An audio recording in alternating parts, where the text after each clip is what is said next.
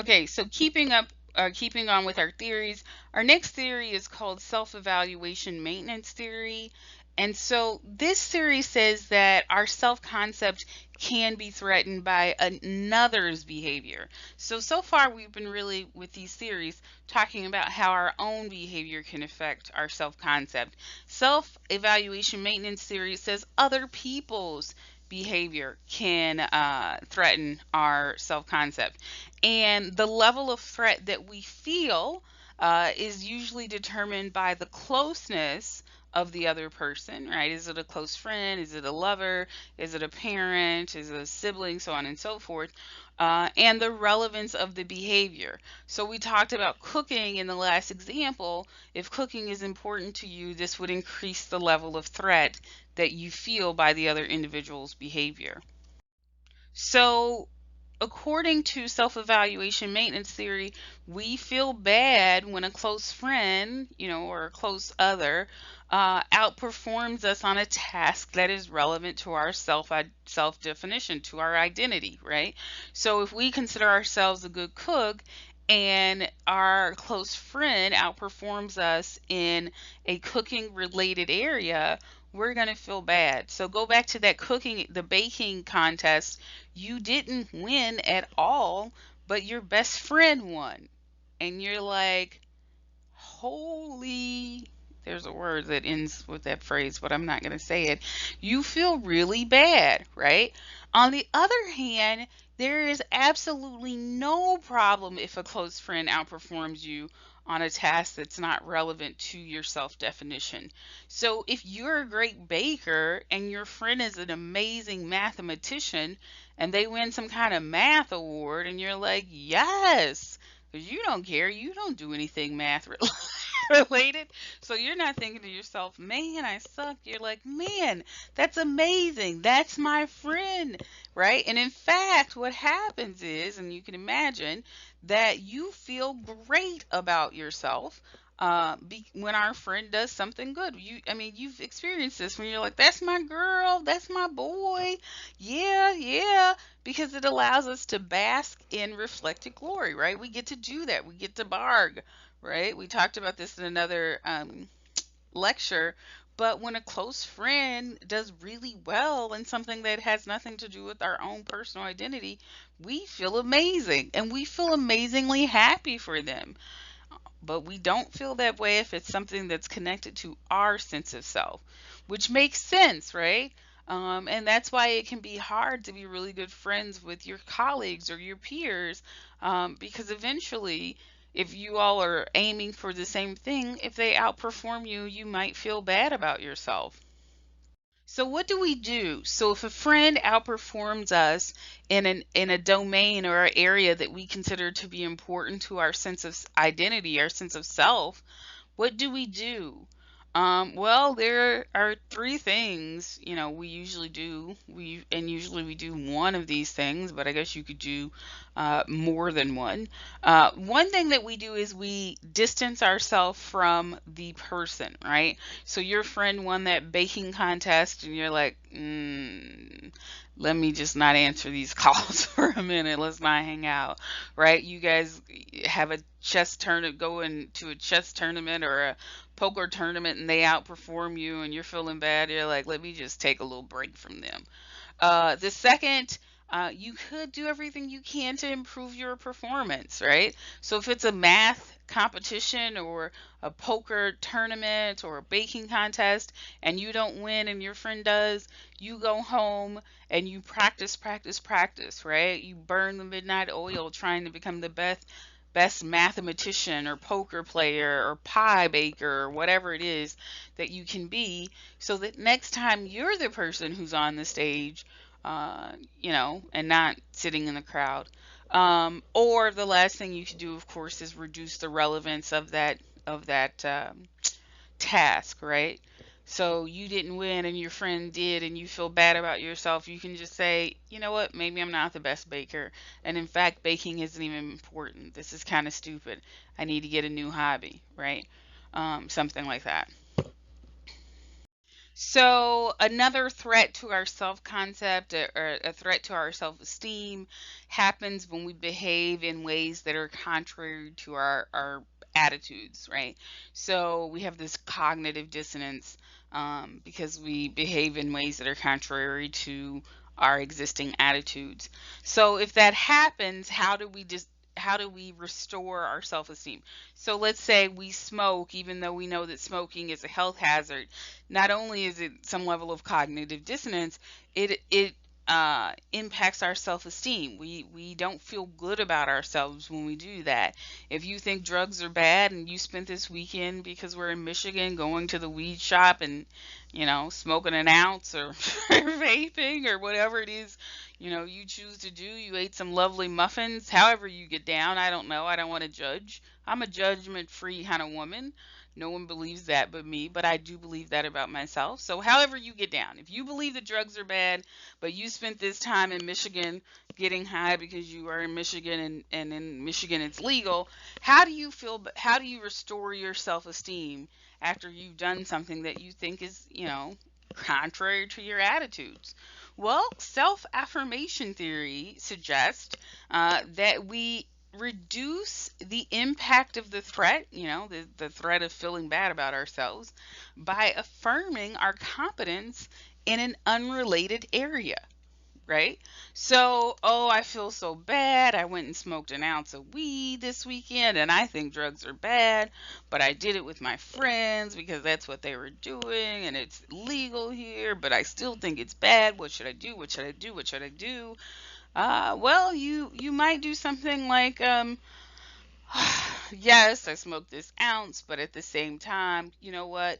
I happened on Sunday to spend all day cleaning up my house, right? You could say, you know what? I'm an amazing cleaner, right? So that's your competence in an unrelated area. You were thinking about cleaning, your discrepancy was related to drugs. Or you could say something like, I am going to jog every day this week for my health, right? You affirm that you're competent when it comes to maintaining your health because you feel bad about the discrepancy between, your view on drugs and doing drugs. So, what's really interesting is that when it comes to self affirmation theory, the people who tend to do it most are the people who already had high self esteem to begin with. So, what you would think intuitively, I think most of us would think, is that people with low self esteem actually engage with self affirmation. They do something wrong, their sense of self is really hurt, and so they go ahead and self affirm. Well, it turns out what really happens is that people who already have high self esteem go ahead and self affirm.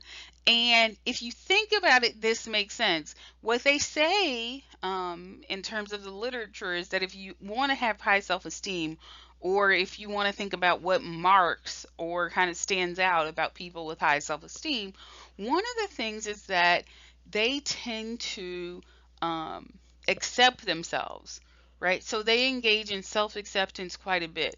So for people with high self esteem, they would look at this failing, oh, I don't believe in drugs, but I smoke drugs. They would say something like, it's okay, right? Like people do things sometimes that they don't agree with, it's fine, and then affirm themselves in something different to maintain that high self esteem, right? Whereas, from my point of view, sometimes people with lower self esteem don't engage in activities that would strengthen their self esteem. I'm not saying it's true for all people, nor am I saying it's true for all activities or tasks that we're thinking about, but sometimes that is the case. So I must mention attribution theory. Attribution theory is the focus of the theory is explaining why certain events have occurred. You can use attribution theory when it comes to pretty much anything.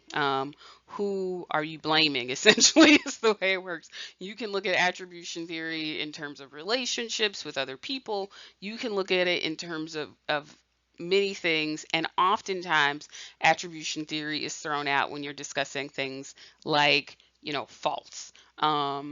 and kind of dissatisfaction. So elements of attribution theory: locus, control, and stability. Locus is a judgment on who is responsible for an event. Control, the extent to which the outcome was controllable or not, right? So was it actually in your control? And then stability, the likelihood that an event will occur again. You can see if you look at each one of these pieces of attribution theory or elements that it really fits well when you're talking about retailing, and your consumer experiences with your product. And that's something to really think about if you are a marketer and a manufacturer, right? Oftentimes, again, the manufacturer and the marketer, same group of people. But if you are a marketer and a manufacturer, one thing to remember is that if you are producing Band-Aids, your front face people are the people who worked at CVS or Walgreens or Walmart or something like this. It's kind of at this point out of your control. Yes, you can put it on the shelf, and yes, you definitely want to make sure that you're a part of the supply line. But how do you make sure that the person who is helping someone pick Band-Aids or ringing someone up who's buying Band-Aids is kind of helping your cause? And so that's something to think about, because those are the front face of kind of issues with your product, whether it's satisfaction or dissatisfaction. So dissatisfaction, of course, is related to the element of locus, right? And causality. Who's responsible? If you feel like the retailer is responsible, if you feel like the manufacturer or the marketer is responsible, who essentially are you blaming? One thing to remember is that particular attributions seem to be linked to specific emotions, right? If you believe that the failure was controllable by the marketer, the manufacturer, the advertiser, so on and so forth, it might lead to anger, and that in and of itself may influence the type of redress sought by the consumer. So you might, as a consumer, prefer a refund as opposed to an exchange if you're angry, right? Think about that. When you go to a store and something is not right with your product, let's say you're returning it for any reason, if you're angry, oftentimes you want a refund and you're saying, I'm never buying that again, or this product and the people who make it have lied to me. You have all these kind of really angry thoughts. On the other hand, maybe you feel like the failure was uncontrollable, or you're just kind of a chillax kind of person. I don't want to say if you get angry, you're not chillax, but maybe you're a chillax kind of person, or maybe it's just kind of a chillax kind of situation, right? No need to get really upset about it. It just kind of happened. Um, and I can admit that I've had both, right? I've had issues where I get angry because something absolutely does not work correctly, and I'm like, let me just get a refund. So I'll give you an example. I bought something from Best Buy. I bought an external hard drive. I already have two, but I'm really picky about external hard drives. I've had one break with all of my information. Doesn't matter anyway. I won't go into a full story about it. But I bought this external hard drive when it was on sale. I thought it would be great. I think it was like $100 some. It absolutely did not work. So I'm like, cool, this is fine. I'll just go and exchange it. So I go and exchange it, and it didn't work again. And at this point, they're like, oh, do you want to exchange it? And I'm like, no, I don't want an exchange. Give me my mofo money, because we're at the point where this is ridiculous, right? And I blame you. That's what happened. No, I'm kidding. I didn't really blame Best Buy. I absolutely blame the manufacturer, and I won't badmouth them, but yeah. And then the last theory that I'm going to talk about is self-enhancement theory. Well, that I'm going to talk about in this kind of section of the lecture is self-enhancement theory. So, according to self-enhancement theory, one way that we feel good about ourselves is to distort or exaggerate our positive qualities. And we do that uh, through a self enhancement process. And the self enhancement process can be different for pretty much all of us or any of us. But at the end of the day, self enhancement theory says that we tend to hold these unrealistically positive views about ourselves, right? If you ask people how intelligent they are, most people would say that they're above average. But the fact of the matter is that there is an average. And because there is an average, 50% of us have to be below that average. But we don't think of things like that. And you can see this guy right now in the picture or in the slide, he's kind of flexing his muscles. And in his view, he looks like his shadow. But the reality is he, looks like himself. And we all do this. We kind of distort our positive qualities to enhance ourselves. And research shows that it makes us feel better, right? We distort reality to paint this flattering picture of ourselves, and when you do that, you tend to have this higher self-esteem. So one thing that stands out to me personally thinking about something like this is this the reason that we photoshop ourselves? Is this the reason that we have these kind of self, I don't really do this, I'm not on social media, but that people and kind of celebrities who are also people um uh, post these pictures of themselves where they, subtract the negatives, enhance the positives, recreate themselves, and all these other things.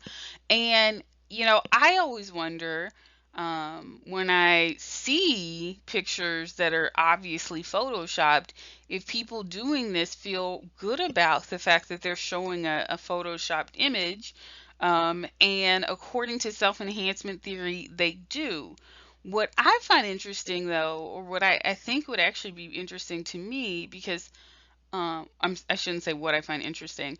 I should say I find this interesting because to me, doing this, photoshopping yourselves, and going and even making the attempt to Photoshop yourself, to me sounds like it's an admission that you don't like the way you look, or an admission that you consider yourself um, not that great, and so you feel the need to Photoshop yourself. And self enhancement theory actually says the opposite, right? Self enhancement theory actually says we feel so good about ourselves that we feel good sending out a picture of our best self, right? And maybe it's because when we think about ourselves, we really don't think about these details that would take away from how great we think we are, right? So maybe when the girl on the bottom here thinks about herself, she pictures herself as this beautiful woman who actually doesn't have acne, even though she's the same beautiful woman with acne. Let me be clear about that part. But she might think that, posting herself without acne is the right thing to do because that's not really how she views herself, because society doesn't view acne to be that great. So I always think of, and this is no shade toward her, so I don't want anybody sending me emails about this, but I always think of someone like uh, one of the who's the one, Khloe Kardashian. I always think of someone like Khloe Kardashian, right? So we all know that Khloe Kardashian posts these images of herself on social media that look literally not like her, not even a little bit. Like they are so far. Like this lady slims down her face. She just does some stuff, right? And so I always think, wow, I mean, every time I do that, I would feel really bad about myself, but maybe that's just not the case. But I also think that I would feel bad about myself because I have a kid and I would be showing my kid that, like, who you actually are isn't good enough. But again, self enhancement theory says I'm thinking about this completely wrong, right? So, from a literature standpoint, self enhancement theory would say that how I view selfies and how I view photoshopping selfies is actually incorrect, right? So, the way that I'm thinking about selfies is just not quite right. Self enhancement theory would say that people who are photoshopping themselves uh, are feeling better about themselves, right? And it helps our self esteem. So there you go. Last thing, and then I'll move on to a different topic. Self enhancement, right? This desire to think of ourselves as better who we are, yada yada, is a Western phenomena, right? It normally happens in Western cultures. Please remember that. In Asian cultures, what we find is something different. In Asian cultures, rather than self enhancement, they tend to have self effacement, meaning they view themselves more negatively. Hine and Renshaw in 2002, I want to say 22, but I struggle real hard with that. 22. No, 2002. Found American students perceive themselves more positively than their friends perceive them, right? We self enhance. On the other hand, Japanese students perceive themselves more negatively than their friends perceive them. So remember again, self enhancement is a Western phenomena. In Asian cultures, typically what you'll get is self effacement, which is, humility and modesty and meekness. Um, Not to be religious, but the Bible says, blessed are the meek, right? The Beatitudes. For those of you who are uh, familiar with the Bible. Anyway, so something to consider and something to think about.